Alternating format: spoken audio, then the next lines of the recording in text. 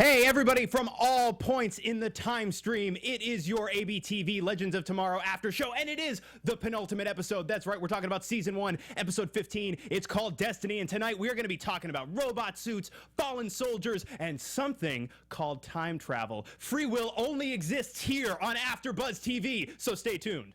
You're tuning into the destination for TV superfan discussion, AfterBuzz TV. And now, let the buzz begin. I got really excited just there. So, gentlemen, this is an episode to get excited about. it is. I really right off the bat. Feelings. How do you guys feel about this episode as a whole? Because for my money, this might be the single best hour of television from Legends of Tomorrow all season. Oh man! First, let me say my name's Dave Child, and you can find me at mrdavechild on Twitter or anywhere. Go to davechild.com. That's true. And you know how I feel is I feel like this was like one of the best episodes because so many things happened. It actually like moved really fast, and it felt like some of these episodes have just been feeling like they're treading water. I remember that was my big kind of comment from last week's episode. It just felt like it was not quite knowing where to go, it was treading water, and this time like so many things have happened. They've introduced concepts that I think they're going to bring into the next season, and the things happened here that gave me like tingles, and yeah. I was excited, and then I was super sad. Totally. Yeah. Who are you, and how do you feel? Well, I am Lacretia Lyon, and I have a black name, and I have feelings, and I do not like feelings. But it was a very good episode, yes. Yeah, and I am Lex Yes. Michael. I'm all over social media at the Lex Michael. That's who I am, in case anybody was still curious. And yeah, I feel so many really wonderful things about this episode. Speaking of episodes, you're watching an episode of our after show, so do us a favor, like, subscribe, write us a nice review, rate us 5 stars. But all right, so guys, we're processing a lot of emotions right now. You gotta understand. I feel so happy and so sad at the same time. Right. I agree. So I want to jump in, and I think the easiest way to address the series of events in this episode, because this is an episode with so much going on, I think maybe the easiest way is to track our individual groups until they reconvene near the end. Right. And I wanted to start with Jax and Martin. And Jax got sent away into the time stream at the end of the last episode and finds himself 5 months ago, immediately after Rip recruited the team. Yeah. Yeah. Sorry, I was distracted by someone. Someone wrote, what's his name? Humberto Alonso. Alonso said, "Bless Dave for wearing black." Yes. Thank you for noticing that I am in mourning right now. But I we'll am. get to that. I'm wearing gray. It's gray with a black You guys symbol. aren't I'm mourning in- as much as I am. Yeah, mourning. we got gray and a little bit to go with our So black. what were you saying? That was just a great comment that was about me. So Jax, for most of the episode, is working with Stein to fix the jump ship to get back to the rest of the team. I have to say I predicted. Granted, I said it last week as, man, this would be a terrible idea if they did this. If he worked on... Because they were introducing the idea that he knew how to, like, really knows his way around a time ship, which I've criticized in the past that it's kind of ridiculous that a mechanic knows how to fix a time ship just because he read the manual. Right. But, you know, this was kind of nice. It was kind of nice to have these moments in a show about time travel, have these Back to the Future moments, have these Back to the Future 2 moments. It was specifically Back to the Future 2 when Marty goes up to like Doc after Doc just sent him away. Sure. And was like, I need you to go back to the future. The end of Back to the Future 1 into Back to the Future 2, I Right. believe. Right? No, I believe it was Back to the Future 2 into 3. Into 3. It's Back to the Future 2 into 3. That's exactly what it was. And of course, Stein seems a little bit confused. Like, wait, I just saw you leave, and now you're here with different clothing. How did you do that? And he has this, my first favorite line of the episode, something called time travel. Dun, dun, dun. That was great because it was simple, but it was also very patronizing to Stein.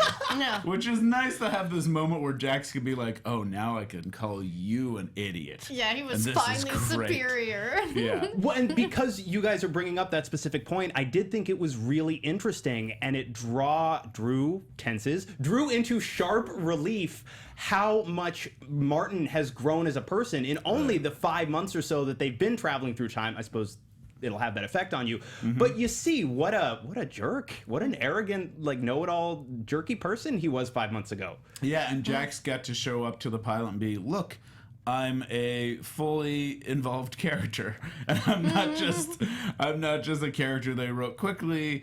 And I feel like he was now, you see a bit more sides of him, actually making him really smart and making him know about time travel is actually beneficial, even if it was a little bit of shortcuts to get to that point. Sure. It's kind of a nice, it makes him seem like an actual, like, fully involved character. Right. Yeah. I agree. It was nice, and it's nice. I really enjoy their relationship, even though every so often there is a decision one character or the other will make that makes me go, huh? Here's what I really dug, though, is that I think Jax gave Martin the idea to roofie him. No. Yeah, Jack Fair said that as well, and that's just so more like a hot tub time machine moment to me. Like, oh, I gave you that idea. Well, here's the thing. This episode, I love this episode, but it has a lot of retcon. Yes. It has a lot. It has a lot of, I think, the writers being like, "Ooh, this wasn't. Good. This showed that the writers were listening to our show, as a writer has said they have, Which is super cool, by the way. It's- Hello. Yeah. Thank you for watching. And thank Great you job, for listening to by our the way. show. I'm sure they wrote this before our show even aired. But no, we'll take it. Okay, all right. Let's pretend they listen to our show, and they're like, these guys aren't being super negative. They're being very critical and smart. And we're gonna Lucifer take, writers. and they have a lot of good points. And one of the biggest points they brought up in the pilot episode is, isn't it weird that he got roofied? And I kept thinking, man, they keep referencing the roofie in this episode. They keep bringing it back, and they have to, because it's in the pilot and in the origin story of this team. Yep. They do have to keep bringing up the roofying every now and then. And this was their retcon of being like, it's cool. He was kind of asking for it. Well, but more than asking for it, I felt like Stein's reaction when Jax tells him that he roofs him is like, well, I would never. I would never. You do. So do you? My question for you guys is: do you think that if that conversation had never happened, because now, right, presumably Right. time travel rules, that conversation had happened when Stein roofied Jax in the pilot. Much like how Vandal Savage, to quote, paraphrase Vandal Savage, cosmically, it already happened. Yeah. So do you think that if Jax hadn't put that idea in Martin's head, do you think Right. Stein roofies him? If Jax was smart, he could just say like, maybe just ask me more. Maybe maybe not do the roofying thing, but instead he's just like, no, roofing's fine. It's Oh, really not the just best that get it's over fine. it. He Yeah. goes one better and says, essentially, you roofing me is the best thing that ever happened. Yeah, that is not. That's what she said. Kids, do not take that. No, that is not what she said. That is definitely not what she said. Kids, do not listen to that. Roofing will never be the best thing that ever happened to someone. It will never. He is not trying to take you on a fun space-time It will adventure. unless it directly leads to space-time adventure, Yeah. which it won't. I don't care how good you think you are. It won't lead to space-time adventure. So do not think. Please don't roofie people. So, The more you know. I can't stress this enough. Indeed. So that's what Jax is doing on Earth 5 months ago. In the present, at Vanishing Point, most of our team is in time jail. Time jail. Where Stein is falling apart because he needs that connection to the other Right. half of Firestorm to maintain his own inner not exploding. Yeah. Which is always preferable. But also... And also, I was a little upset to see that not everyone gets that cool like leather jacket when Yeah. they're in time jail. We assume that since Rip Hunter gets like a cool leather jacket all of a sudden, when he's in time jail, the duster's gone. Well, they probably had his measurements on file. Yeah, I and would they were think. just like, well, you're in time, as we said last week, you're in time jail, so you have to look like Indiana Jones when you're in time jail. And not everyone got that. No, but we do see them try to put Mick back into his Kronos outfit. Right. He gets taken out and they try to recondition him. And you do see him get put back into the whole get up, and he seems totally ready to comply. Kendra tries to fight, but is knocked out, given to Savage, who takes her away in the jump ship to 2166 London. Yeah, and didn't you notice how the fact that Kendra and Nor Carter are really a big part of this episode, and the fact that it was the best episode? Yeah, Well, I don't think it's. I can't say it's their fault. Yeah. I think it actually shows that this show is strongest when you know where to put a character and you know when to put characters on the sideline. Yeah. And the fact that they actually put Kendra and Carter on the sideline and had them not really do anything doesn't mean they're weaker characters. It means they took time to actually explore different characters more and not feeling like they have to like touch every single character and have them each have an emotional arc. Yeah, it's a lot of characters to try and service fully inside of about 40 minutes and change of TV. Yeah, Right. and usually they try to force all of them in, and so it was very good. Yeah, I think it also showed that what you could do is what you did in this episode was you had Kendra do a really cool effects thing Like the where hawk thing. she used her hawk wings to actually, knock some people back. And then she had a cool flying thing. She had she was able to have her cool action sequence and then just, go away for a little while. And I Right. think that's cool. I think that was a good idea. And she doesn't end up getting off of this jump ship. Vandal Savage goes to 2166 London, succeeds again for the umpteenth time in killing Rip Hunter's family. Right. And at the end of the episode, they're still together. He still has her. But while we're at Vanishing Point with most of our buddies in time jail, I really, really want to talk about Rip Hunter and our buddy Druce. Because Dave, you Druce. at home, they're all laughing, they're giggling, and they're gonna giggle on their way to work tomorrow when they remember you saying Druce like They that. brought him down. Druce. So you alluded to a number of what feel like retcons being in this episode, Yes. and this is where This is the biggest retcon. we get so much recontextualization of everything that we've been watching. Can I say, by the way, that I can't speak, since we're speaking of Druce and also the other guy that was trying to reprogram Declan, I believe. Declan, yeah, I cannot see their outfits without thinking of Bill and Ted's Excellent Adventure. Yes. Yeah. They just look like George Carlin and the other guy. They're just George Carlin and the other guy in the future, and I keep wanting them to go like, wow. It's yeah. If we weren't required to use "Let Love Keep Us Together" again, I was gonna suggest the "God Gave Rock and Roll to Us" for this one, just because they just look so much like him. Anyways, so yeah. Well, so Rip wants to know why, he has a lot of questions. Why haven't you killed me? Why are you helping Vandal Savage? He's not a very nice person. And Druce lays it out. And he lays out, not only have we been supporting Vandal Savage, not only have we been enabling him to get into this position to take over the Earth, it's because we need him to be in charge in the year 2175. Because in the year 2175, the planet Earth is attacked by the denizens of a world called Thanagar. Now, the second he name drops Thanagar, all three of us sat bolt upright in our seats and looked at each other. Right. Now, we're gonna talk super quickly, and we're gonna move on from it. In case you haven't read the comics, maybe there's a reveal coming up, and this will be a bit of a spoiler. There's a bit of a spoiler, because if you don't know who the Thanagarians are and kind of what role they play in the comics, and you don't want to know now, I just put us on mute for maybe 5 minutes. Yeah, not 5. Not 5. We're not gonna be like, it's Maybe this over and over for 5 straight minutes. Stop listening to us. I think No. Okay, cool. When it's as it's green, if you're watching this on YouTube, the video version. When the green light version. goes away, you're safe. But if you're only listening to the audio version, give it 10 seconds. 10 seconds. And then you're fine. But ready? We're gonna possibly spoil something if you don't know the comic. 30 seconds. In 3, 1 minute, 2 minutes. 2, 1.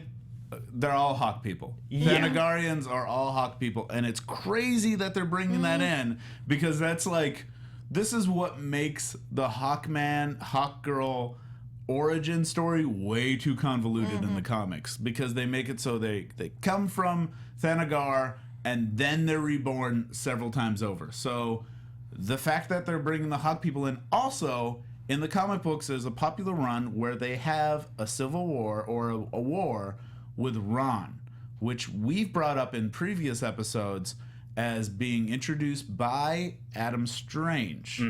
So a theory that the guy who's going to show up, that we know is going to show up, could be Adam Strange makes a lot of sense. So it could be leading to the Ron Thanagarian War. Okay, I think we're done. Okay, and potential spoilers. And turn the lights off. Okay, light cool. up. All right, so now we're safe. We're moving on from spoilers, but crazy name drop of that particular world, and the implications are really fascinating. And also this is the first hint about what I think season 2 is going to be about. The first full-on hint. Well, hold that for Space. predictions. Okay. Yeah, hold that. But so many more information nuggets get dropped in this scene. Right. Like, not only were the Time Masters enabling Vandal Savage to do all the nasty things Vandal Savage do all the nasties. They have in fact also been using the Oculus viewing chamber to manipulate Rip and his team. And in my notes here, in all caps, I excitedly typed, "It's Druce's fault Rip is a bad captain." Yeah. Yeah, they basically, or I think it's not their fault. They just knew he was a bad captain. So they're just like, who's the worst captain whose family can we kill? That's also a terrible captain. And then we'll just bungle through history and do everything we need him to do. Oh, Rip is that. Oh, yeah. Rip, he sucks. Let's get the guy in love with Jonah Hex. Yeah, I loved how he kept his poster. That was so sweet. This is the first time we saw. There was one scene, since we're talking about Rip, there's one scene where we see briefly them talking in that kind of pilot's chamber that he has, a little lounge It's a area. conversation between Snart and Sarah. Snart and Sarah, yes. As they're talking, this is the first time I've noticed it. It's probably always been there, but this is... Right behind them is a wanted poster with Jonah Hex's face on it. That means Rip Hunter is so in love with Jonah Hex that he took that poster and said, "I will always remember him." Put it on my wall. Dude, and that's when you know, too, you've got a really solid production design team, because little details of production design that would be easy to miss are very revealing about character. Yeah, I think that knew proves the love that exists between Rip and Jonah. I'm going to name my kid after him. I'm going to put him on my wall. That's my British accent, by the way. Rip It's like loves Jonah most of all. It is. It's like the equivalent of like a teen girl having a Justin Timberlake poster in her room, I guess. Yeah. It's him. He's just fawning over it. Jonah Hex is Rip's Justin Timberlake. Oh boy, isn't he all of our Justin Timberlake? Yeah. So I don't know. I go for Ray. He looks like Prince Eric from The Little Mermaid. Okay. very dashing. Yeah. But so Druce starts talking about the Oculus, which is what the Time Masters. Hold on 1 second. What? Do you think he looks like Prince Eric just because he has a thing for people that are half animal, half beautiful I woman? actually didn't even think about it, but just you put up a picture of Brandon Routh. Everyone do this at home. Put up a picture of him next to Prince Eric from The Little Mermaid, separated. Dude, especially when he was in Superman Returns. Oh, yeah. Like, He likes ladies with animal parts. That's all. Okay, continue back.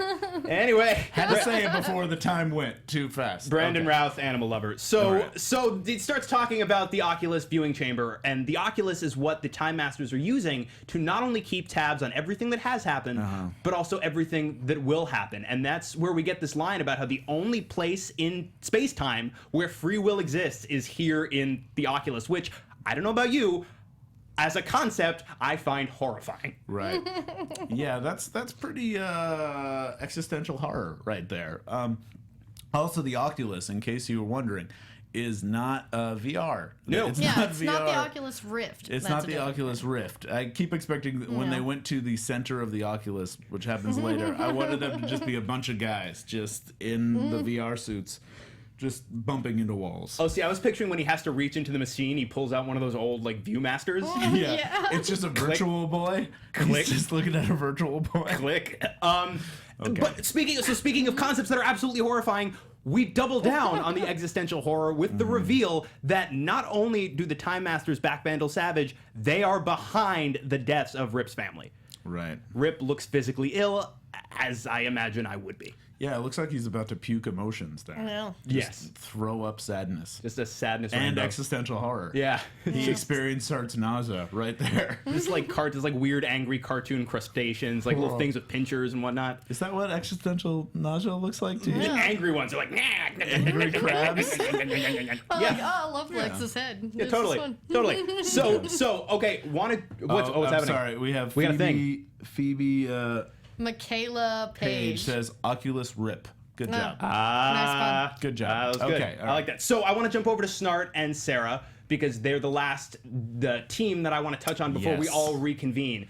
So Oh man, the one thing I thought of during their whole team up was, man, I could just watch a show that's just the two of them. at the same thought. Yeah. Yeah, I just want them to just be going around, thin manning it out, like around history.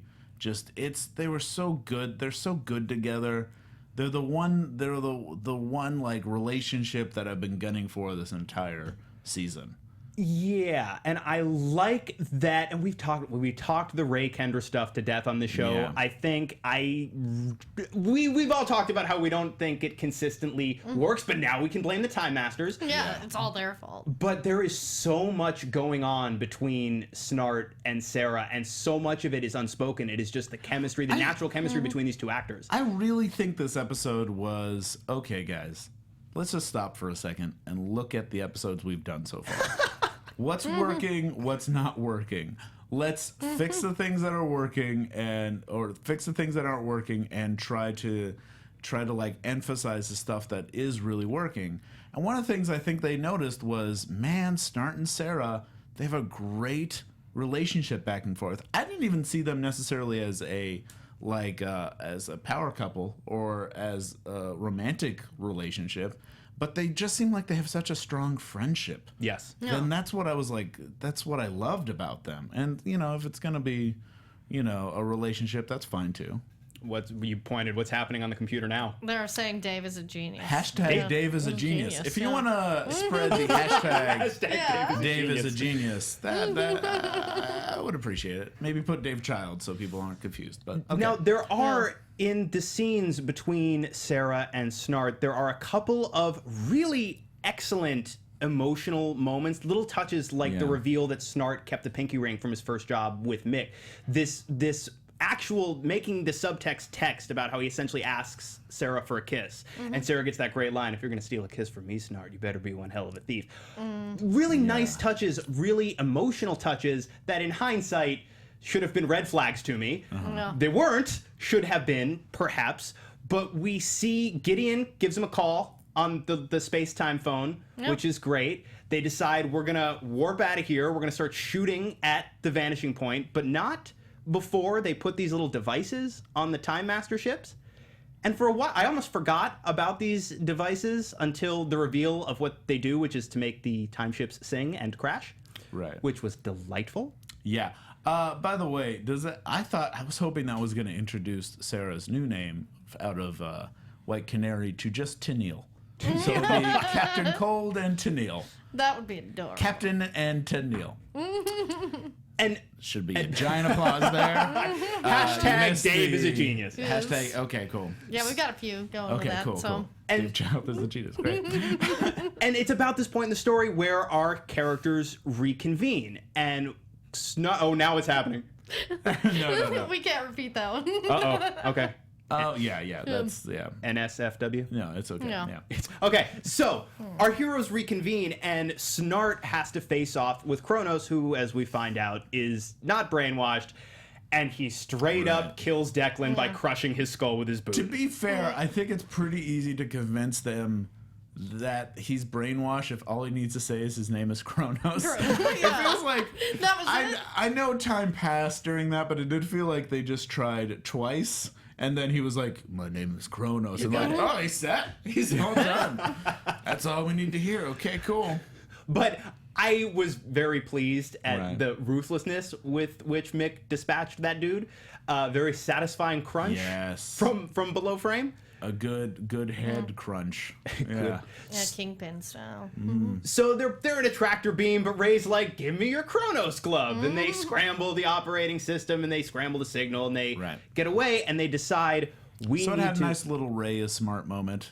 That was good, too. Yes, it's good to have, like, touches upon what each of them team members can do. And they decide our plan is going to be, we're going to go to the Oculus Wellspring, and we're going to blow it up. Right. And we're going to defeat the Time Masters, and we're going to fix time by blowing up this thing. The next thing that happens in my notes, all capital letters, Ray eats cupcakes. That was adorable. It's very important. Yeah. I love how he's like, I'm eating these because in case I'm going to die, I don't have to worry about diet. Like, And then I went, well, hang on. Like, in the Sylvia Plath Tibetan philosophy sense of the word, we're all dying. So do we all eat cupcakes? No. Well, we should all live our life like it's the last day on Earth. Yeah. So that's why I only eat cupcakes. Hashtag Dave's a genius. I'm slowly dying because of it. Mick enters, and then my next note, in all caps, Mick eats cupcakes, which was very exciting to me. That was a great little scene between the two of them. Yeah, It I was really like nice. their bromance. It's not, I mean, it's Okay, nothing not like every technical. scene between a guy and a guy is a bromance. Yeah, all but right. they've had a few. You know, Yeah, I hey, if guess. you tell other people I care, I'll shave your head. Which I really like, too, because it was a reference to how Mick's nickname for Ray all season has been Haircut. Yeah. Right. Yeah. And you do see, like, it's Mick finally admitting, begrudgingly, but yes, I do care. I got feelings. You tell nobody. Don't tell anyone I got feelings. Don't Don't you tell anyone. I appreciate people. For burn it down. I'm just working up my lost Rory Dave. impression. Don't tell anyone I got a burning heart. He's got a burning heart. Anyways, let's move on. Yeah, indeed. So, what happens? So, right. So I think we passed this already, but I do want to go a little bit back to the Snart and Sarah moment. Yes, let's do. That where it's Snart like coming out and just asking him what is the future of us? Sure. Because I think he's noticing that they have a relationship and they like being around each other. And then she says, like, if you want to steal a kiss, you have to be. You better be one hell of a thief. Yeah. one hell of a thief. That's a great moment. Isn't it amazing? Yeah. That was such a good. That's how you write a romance. Yeah, because it was also like a friendship. Yeah. A friendship moment where he brought out, hey, we're getting really close, we're friends, we're a guy and a girl, what do you think? And then she has that cute response. It's just, that was good writing. That's how you actually have a relationship. It was so well conceived and executed that, again, red flags should have gone up immediately that something was going to go horribly awry. Yeah, but it also he didn't have too many moments that were like, speeches. Right. So that's why it didn't seem like the red flags were going up. It was smart writing because of that. Absolutely. Because once you have a speech, once you have like a character give a speech, that's where it gets a little uncomfortable. And Rip is always just giving speeches, so, I always assume he's about to die. Maybe hoping it. Yeah. But, Yeah. okay.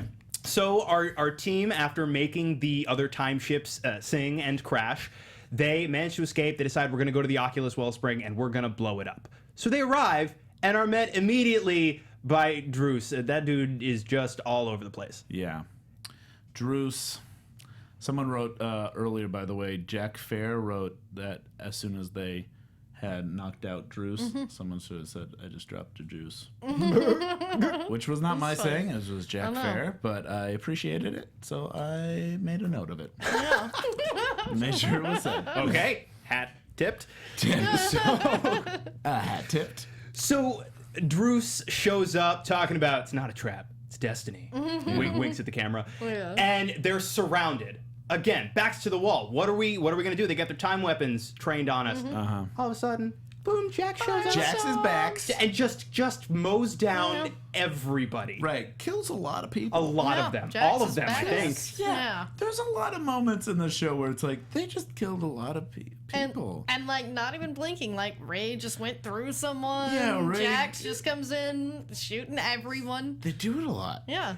And then they have moments where like, we shouldn't kill a life. And I'm like, no, you just... You did a lot. Yeah, you do it a lot, which is they did. I feel like it's a tone thing. Like, the tone of this show is such that most of the violence doesn't feel very grim, because the tone is generally, even when they go a little bit darker, the tone is light, fun, adventurous. So you don't... It's almost like when Indiana Jones kills a Nazi.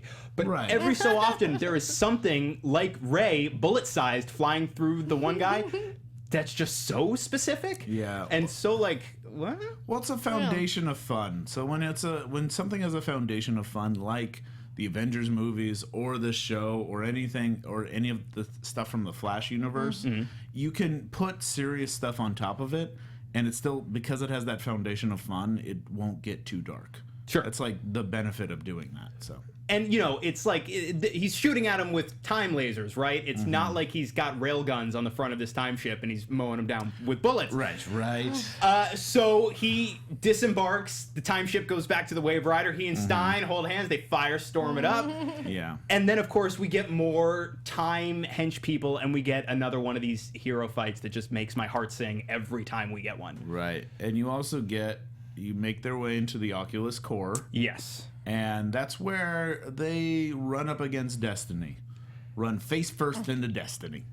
It's worth mentioning that when Druce showed Rip the Oculus and showed him the future, one of the things Rip saw specifically is that this is a future in which poor Ray is dead. He's quite dead. Yeah, he's getting blown up in the face after looking through a specific ring of light. And if I get maybe just a very fleeting glimpse of this future that Rip saw, but if I'm Rip and I remember this, I'm going, Ray doesn't look significantly older than he does right now. How about from now on, new rule team, Ray doesn't reach in stuff. Well, yeah, I'm glad that as soon as he took off the helmet and then he looked at like the shape of the Oculus core, he actually did say like, oh crap, this is the thing. This is the vision. This is what I'm seeing. And he tells him, he's like, yeah, Ray, this is what I saw. This is how you die. And Ray thinks about it and he goes, I'm okay with it. And yeah, because they kind of have a hero off at this moment.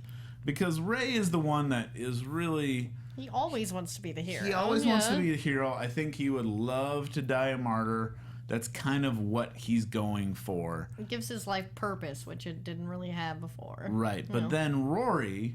just knocks him out. Knocks him out. Because I think Rory is someone who... He always has a death wish. He always is someone who wants to stick it to whatever man he can. And I think he also... Oh, I know I said it. What? I said it, but I'm going to Hashtag Dave is a genius. Is a genius. Boy. But he like also... He just had this moment with Ray earlier on in the episode where he talked about how important the team is to him. So it actually does make sense that he would want to, you know, go in there himself and stop Ray from having... And he also feels like... Because I feel like changing time is a way to stick it to the Time Masters, in a way. Yeah, and I feel like the evolution of Mick Rory, this would have been a really great moment for him to sacrifice, because he does feel guilty for being Kronos and, you know, a lot of his past. So, of course, he would want to be a martyr. Yeah, I was just about to say, just his willingness to lay down his life for anybody else shows you, and they've done it a little bit quietly, I think. It hasn't been the front and center aspect of the show, but he's very quietly, like a couple of other characters, undergone a massive change in who he is. Yeah. This is not the guy we first met on The Flash. Right. And that's, I think, very, very cool. The other thing I think is very, very cool and might be my favorite thing on this entire series, might be my favorite thing on any CW DC show that I've seen. Rory knocks out Ray. Rip knows they have to get out of there. And so what do? You shrink. You shrink Ray, and you just pick him up and leave. Put him in your pocket. He's the so best cute. person to just pass out. Yeah. And you have to carry him out. Done. And I was like, see, that, again, that's another, it seems like an obvious thing, but I feel like if I'm writing this episode, I don't think of that. I'm just glad they did. I'm glad they did the little leaps in logic that you just common sense moments like that. Like, yeah, shrink Ray. Yeah. Don't carry him out. Shrink Ray. Shrink him. Well, Yeah. that's why Yeah. it's called Ray. Ray. Jeez, in the first place. Yeah. I thought that was insanely clever, and it is a little piece of logic, but it's so specific to that world and those characters. Yeah. And I think too, this episode is full of little moments like that pay off character arcs, that pay off in-world relationships, logic, and it take little things like him shrinking Ray and picking him up. You take a lot of these things to their logical endpoints, and I thought that was a really, really nice touch. Yeah. And then we get to the saddest moment. So they run out, and it's like, okay, we're done. And Snart looks around, and he's like, "Where's my buddy? Yeah. With my bro. Where my bro at?" With my bro. That's the true romance. Bromance.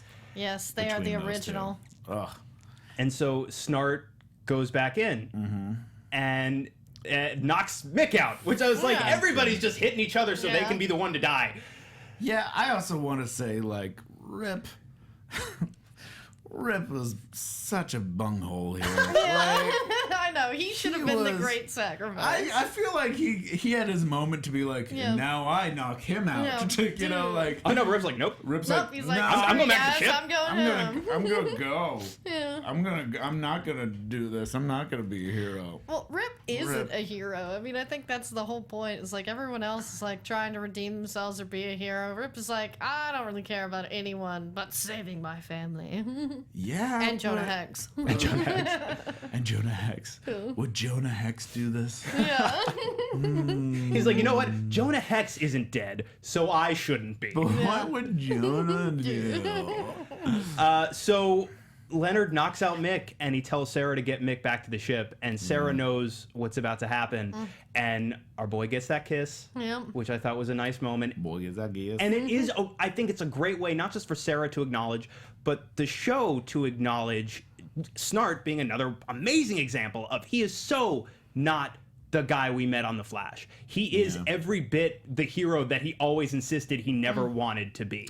Yeah, and you do have that great line of he died a hero, and he said, and he would hate that, Yes. which is pretty good. I also really enjoy that his big, because Druce and his time people show up, and his big FU, Leonard Snart's sign off from this plane of existence is the great line as spoken by Ultron and Pinocchio before him, "There are no strings on me," which is an Right. amazing allusion to the conversation they had earlier about we don't want to be puppets, and if we're going to be puppets, we're going to be the puppets that cut our own strings. Right.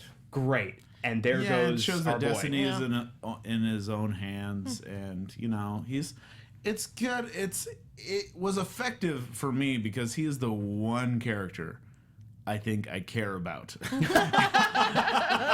Which sounds really bad, but it's also really smart to do it to that character because I think. You know, Ray, I would be like, okay, it was sad to see Ray go. He didn't get to really have his moment. But Snart has his moment. He was given so many lines in just this episode alone. He proved that you don't need to write very much for him. Just write one line of dialogue and he'll just growl it out to perfection. And he just steals the scene every single time. So I wanted him to stay forever. I wanted it to be the Sarah and Snart show. Sure. I wanted them to go off and solve crimes and unmask ghosts. You know, like I wanted that to be what the next season was. And so seeing him go was disappointing, but also fulfilling and kind of sad. It actually gave me some emotions, which is the first time I think this show has done that. Yeah, Jack Fair mentions this. You know, there's a line in The Flash where Barry does tell Captain Cold that there's a hero inside and that someone should tell him he was right. Right. Yeah. It got me. It worked. It completely worked on me. I am not afraid to say I got emotional when this happened. I wasn't like openly, like loudly, distractingly weeping, but I was feeling it. Right. I felt the loss of this character. And you know, if you're keeping up with the DCU on TV, you've spent a couple of years with Leonard Snart now. Yeah, and he's stolen the show every single time. He's one of the only reoccurring kind of villains and fan favorites that keeps coming back.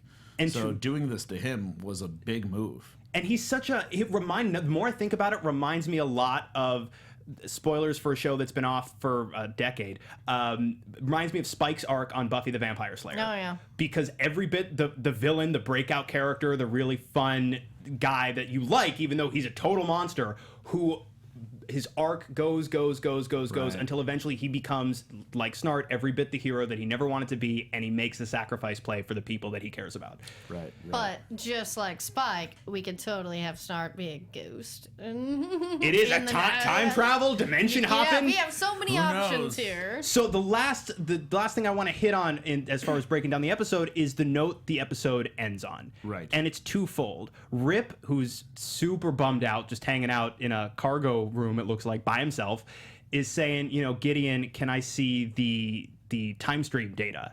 And there ain't no more time stream data. You done blown the Oculus up. There's great. no more of that. And then Savage gets a call from like one time master who's apparently fine, telling him that not only is Drew dead, but they cannot help him anymore. Yeah. But Savage, very much a man of his conviction, says, nah, you know what? I got it. I got a time ship. I'm going to go change the world. He still has Kendra, and he flies off into space-time, and that's the note that we end on. Right.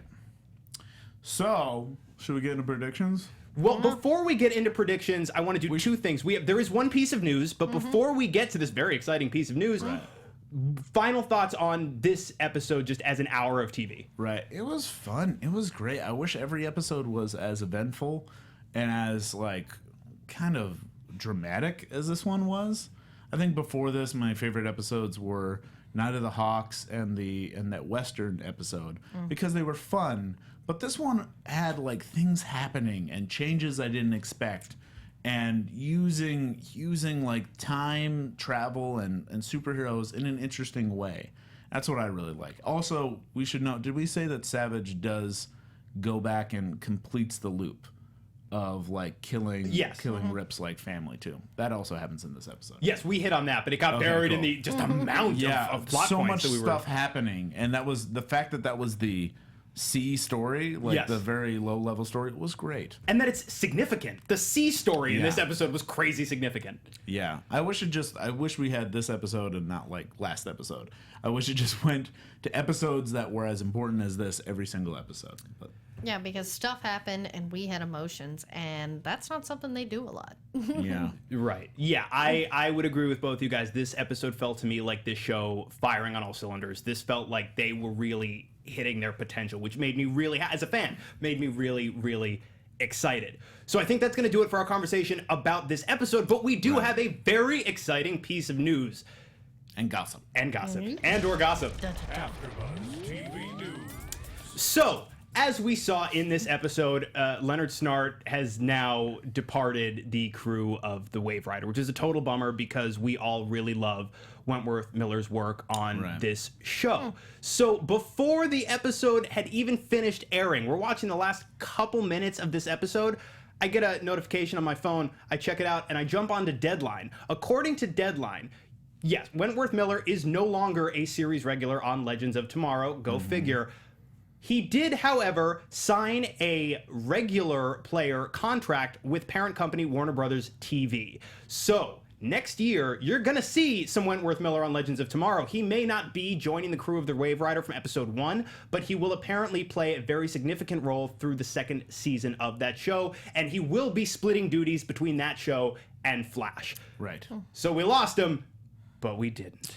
Right. Which I have a prediction about, but before we get to that, we should also put the new news that Supergirl will be joining the CW in its Warner Brothers DC, like... This news broke today, didn't it? Yeah, this just broke today. So that's great, because they've introduced some stuff on Supergirl, like the Legends of the Legion of Superheroes, that they could use here. They've established that that's a whole nother universe, but...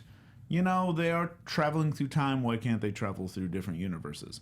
So that could be something that works into future seasons. Well, it seems like, too, because it's another Berlanti show, that now bringing it back, especially after you've already had a crossover with The Flash, enables you to do far more crossovers, obviously, which makes me crazy, crazy excited. But also, I feel like that show's audience is on the CW. Right. Yeah, and so I never understood why it was there in the first place. But this, especially if they move production to Vancouver, which is likely to happen at this point, way more crossover potential. Plus, being a different universe, Legends would be way more likely to cross over than Arrow, since Arrow's not really into the different Earths and universes and all that fun stuff. And now they're introducing aliens. They've mentioned aliens, so the only universe that aliens exist in right now is Supergirl universe. So yeah, and Wentworth's contract is for Warner Brothers, so Right. even he could show up on Supergirl. I do have a prediction. Can we Yes, get so to you know what? predictions? You know what? Let's end our news and gossip by agreeing that it is a wonderful and magical time to be alive, and let's move into predictions. Your AfterBuzz TV prediction. Okay, now this is my prediction. It might be a stretch, and it probably isn't true, but something I realized while watching this episode, when they introduced the ring of Snart, he did some rhythmic tapping that I found very familiar. And if you watch Flash right now, there's a character in Earth 2 that has a mask on that they don't reveal who that character is with the mask on, and there's just, you won't believe who it is. That's all they say. It's Earth 2, which means there are doppelgangers, so they could already have introduced an Earth 2 Snart through the tapping. Hashtag Dave Child is a genius. Dave Child is a genius. Here's my question, though. If I'm not mistaken, though, didn't they address that on Earth 2 Snart is a mayor? Yeah, he is Citizen. It could be it could be Lisa. It could also So be. they didn't say a gender. Yeah. It could also be. It could also be someone from a different universe because Zoom is going all over different universes. So that could be how Snart comes back. It comes back as an alternate universe Snart. That would actually be genius. And you're Wasn't right. wasn't that like tapping a little like it seemed very specific. Yes, oddly very specific and rhythmic, Yeah. and that's all that masked character does on Flash is just do that tapping. Yeah. So that could be something that they're gonna do. I dig it. Because I've been wondering who that masked character is this entire time. think we all have. And that would be a very smart, revealing move for people that watch like both shows. That would be cool. Lucretia, predictions? Dude, Dave Child is a genius. Like, I don't know how I could say anything other than that. Right. Yeah. That Also, Leonard is Man in the Iron Mask. I think in the spoiler version, we touched upon what maybe season 2 will be about, Sure. which is That if I had to battling guess- some aliens. Yeah, if I had to, especially since we now know it's not going to be an anthology-style show where we are going to be continuing character and story elements from season 1, I think this theory you threw out, like, that's going to be my prediction, too. I think that's, especially with one episode left this season, that's a really great way to introduce a lot of big ideas for season 2. Right. And that seems crazy exciting as a direction to me. So I think, right, unless we got anything else that you guys want to throw in, I think that's going to do it for us here on your AfterBuzz TV LOT After Show.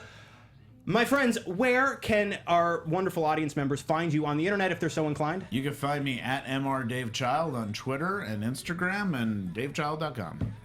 And you can find me anywhere at LacretiaLyon, since there is only one. There is.